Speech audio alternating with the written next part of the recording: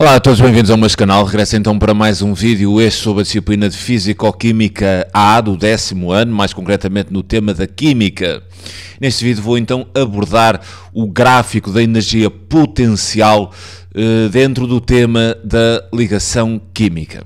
Bem, isto é daqueles gráficos que costuma aparecer sempre nos testes, neste tema das ligações químicas. Então este gráfico mostra como varia a energia potencial de um sistema, né, de dois átomos de hidrogênio em função da distância internuclear, ou seja, em função da distância entre os dois núcleos dos átomos que designamos por R.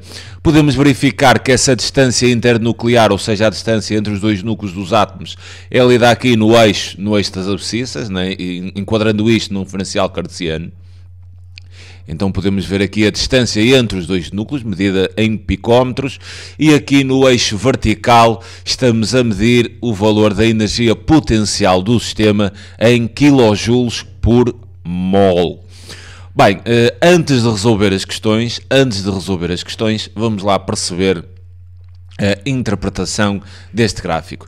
Vocês estão habituados a ler os gráficos assim da esquerda para a direita, mas este gráfico em particular, eu penso que é mais intuitiva a leitura da direita para a esquerda. Há de ser mais fácil interpretar este gráfico dessa forma. Então, fazendo assim a leitura da direita para a esquerda, quer dizer, nós temos aqui a energia potencial. A energia potencial é quase nula se os dois átomos estiverem completamente afastados. Vamos pensar nesta posição, onde os dois átomos estão completamente afastados, que seria uma distância internuclear muito grande, né? Os átomos estão afastados e nestas condições a energia potencial do sistema é nula, ou seja, zero. Depois, à medida que os átomos se vão aproximando, né? Aqui nesta posição, por exemplo, eles já estariam assim mais próximos, quer dizer, neste movimento vão predominando as atrações. E atrações entre quem? Obviamente entre os núcleos dos átomos e os respectivos eletrões. E então neste caminho, eu estou a observar o gráfico da direita para a esquerda, nesta fase vão predominar as atrações entre núcleos e eletrões, daí os átomos vão ficando mais próximos. Depois, nós temos esta posição aqui, que é designada a posição de equilíbrio, que é quando a molécula há de ficar conectada. Esta posição de equilíbrio, aqui assim, neste ponto C, nesta posição de equilíbrio, nós temos alguns pontos que devemos referenciar. Nesta posição de equilíbrio, a molécula está ligada, quer dizer, os átomos conectaram-se, e nós vamos ter aqui nesta posição de equilíbrio uma energia potencial do sistema, que há de ser exatamente aquilo que designamos por energia de ligação, a energia de ligação. Ou até em vez de energia potencial, vou referenciar aqui como energia L, que há de ser a energia de ligação, que podemos visualizar ali no gráfico, há de ser menos 435, isto quilojoules por mol. Depois podemos perceber aqui esta distância internuclear, que representa ali 74 picómetros, isto no ponto de equilíbrio, que é este aqui. E então havemos ter o comprimento da ligação. Havemos de ler ali o comprimento da ligação, que para este caso dos dois átomos de hidrogênio há de ser 74 picómetros. Eu não vou entrar em reduções para metros. Ou seja, nesta posição de equilíbrio nós obtemos o ponto de estabilidade máxima da molécula. Okay? Então também podemos perceber que quanto menor for a energia potencial, neste pico de menor energia potencial, nós temos o ponto de maior estabilidade da molécula. Reparem que se o gráfico descesse um pouco mais, né? Então podemos tirar aqui a conclusão, quanto menor for a energia potencial, mais estável será a molécula. Por exemplo, se tivéssemos aqui dois gráficos, onde um dos gráficos descesse um bocado mais abaixo que este, ou seja, por exemplo, este caso amarelo, nós podemos concluir que esta molécula que estaria representada pela linha amarela seria mais estável do que a outra, porque a energia potencial do sistema atingia valores mais baixos. E então, quanto mais baixa for a energia potencial, mais estável será a molécula. Reparem, este é o ponto fundamental, que é o ponto de equilíbrio, este que é onde a molécula se forma, onde é mais estável e onde as atrações e repulsões atingem um ponto de estabilidade, ou seja, um ponto de equilíbrio. Nesse ponto de equilíbrio nós conseguimos ler a energia de ligação e também conseguimos perceber o comprimento de ligação. Agora, se continuarmos a juntar os núcleos, depois deste ponto de equilíbrio, o que vai acontecer é que a energia potencial do sistema vai aumentar. Por exemplo, vocês aqui já tinham os núcleos assim, quer dizer, mais próximos que esta distância de equilíbrio, há de a energia potencial do sistema começar a aumentar e aqui vão dominar as repulsões. Nesta fase, dominam as repulsões. Imaginem que esta ideia é semelhante a vocês pegarem num ímã, ou melhor, em dois ímãs, e tentarem juntar as duas partes iguais, né? À medida que os ímãs vão ficando mais próximos, vocês sentem que a energia começa a intensificar, ok? É uma ideia semelhante. Enquanto neste momento aqui, quando os átomos se vão aproximando, dominam não as repulsões, obviamente, mas as atrações, ok? E esta será então assim, de uma forma generalizada, a leitura deste gráfico, que eu penso que é mais fácil, assim, da direita para a esquerda.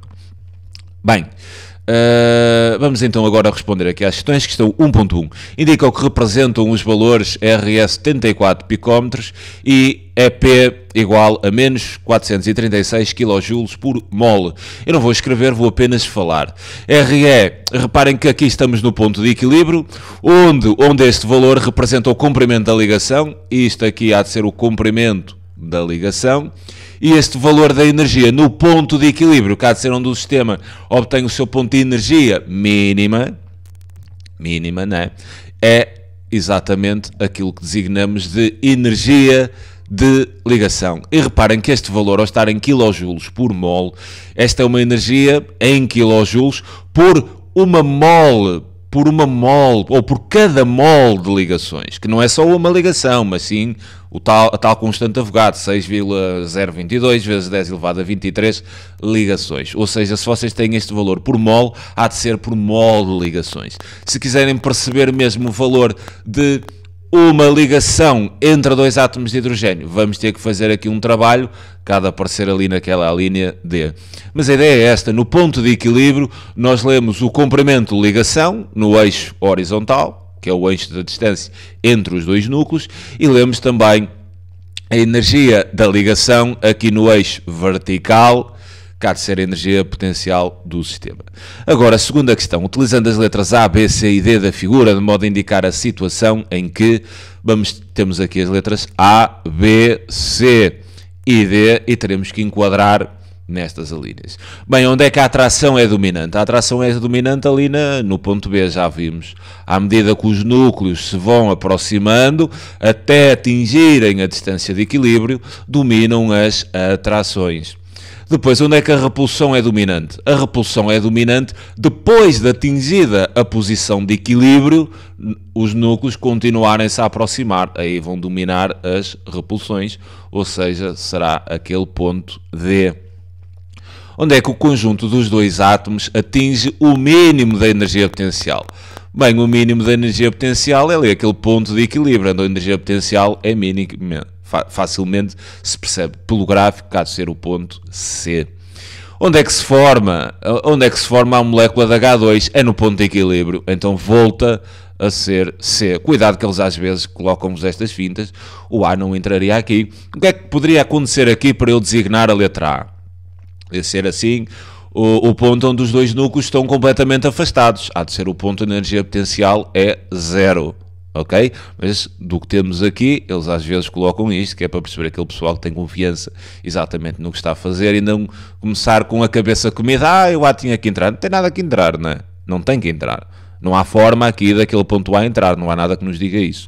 A atração dominante neste caminho, a repulsão dominante depois para distâncias, reparem que a repulsão dominante há de ser para distâncias nucleares inferiores a R0, que é aquela posição de equilíbrio, ou seja, inferiores. A atração é dominante para distâncias internucleares superiores ao valor de equilíbrio, ou seja, à distância de equilíbrio, que há de ser naquele caminho B. O conjunto dos dois átomos atinge o mínimo de energia potencial e o seu ponto de equilíbrio quando a energia é mínima, ou seja, em C, e forma-se a molécula exatamente nesse ponto de equilíbrio. Também poderia ser aqui colocado a molécula atinge a sua maior estabilidade, também seria no ponto de equilíbrio, ou seja, o C.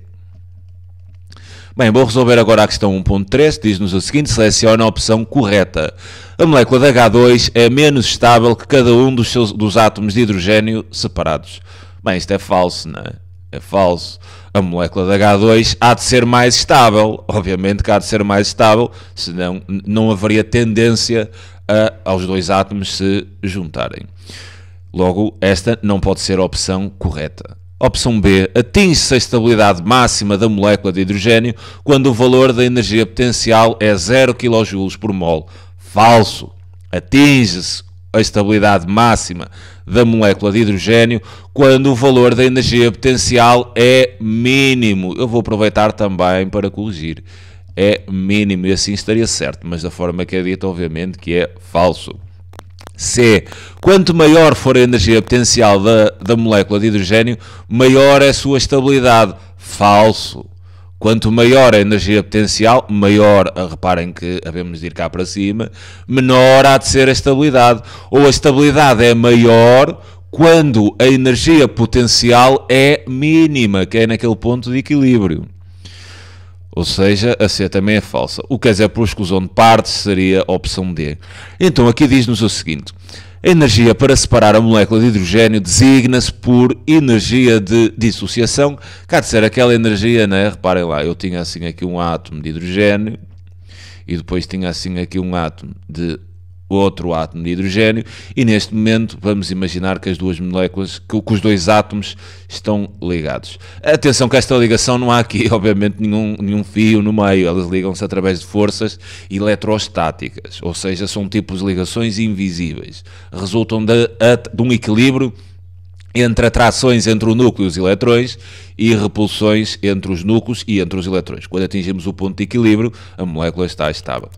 Bem, o que é a energia de dissociação? A energia de dissociação é aquela energia, né, que eu tenho que fornecer à molécula para romper essa ligação. Isto é que há de ser a energia de dissociação.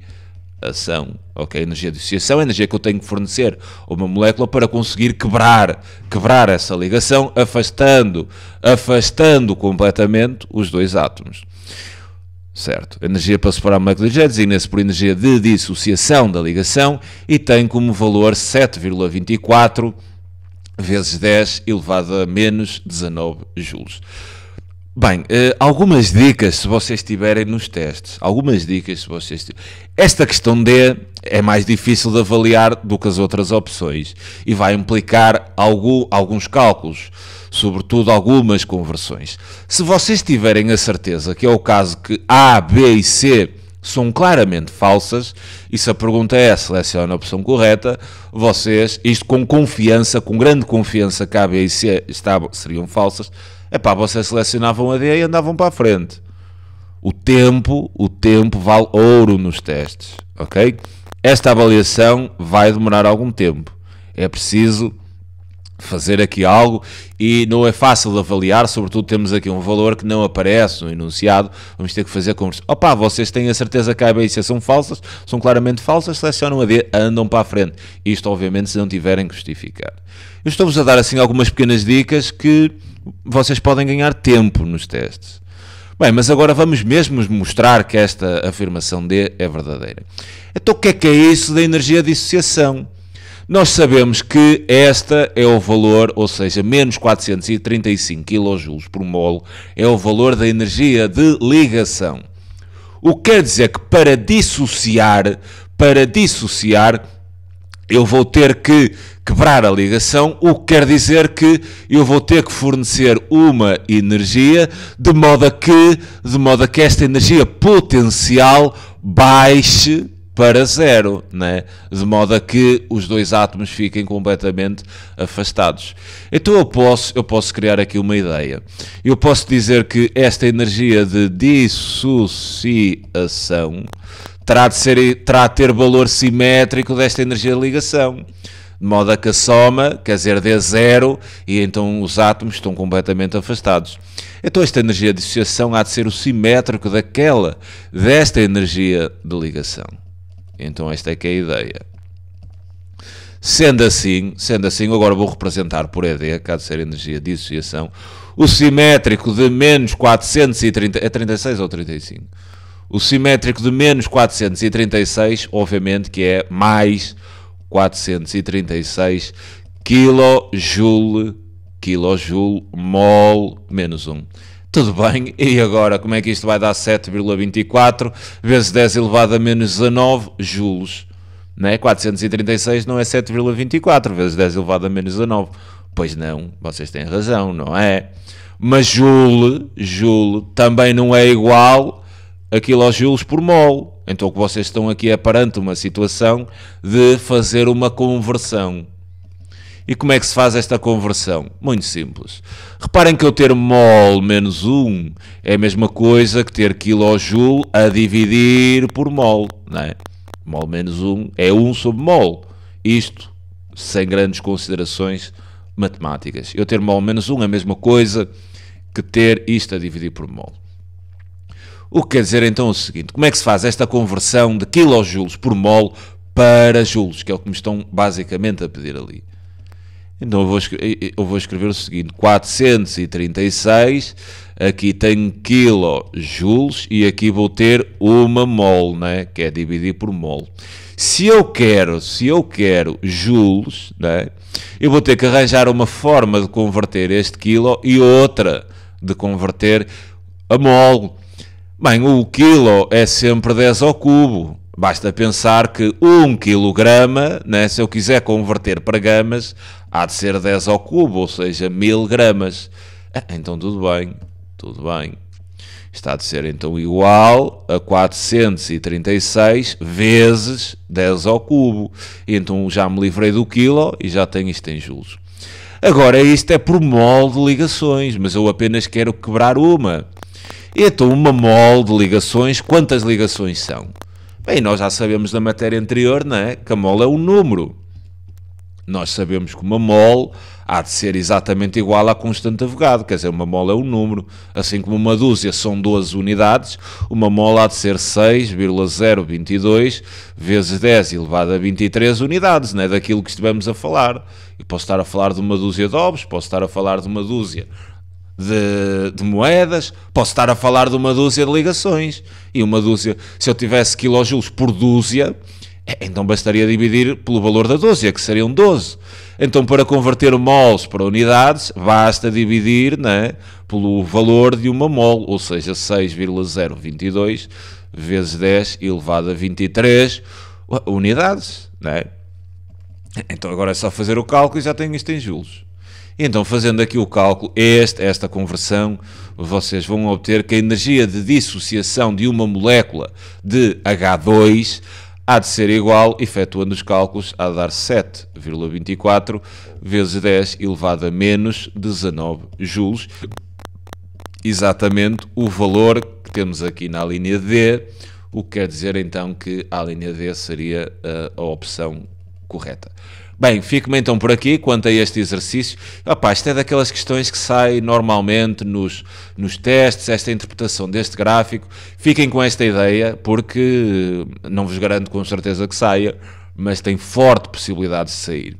Penso eu que a interpretação deste gráfico em particular é mais fácil quando vista da direita para a esquerda.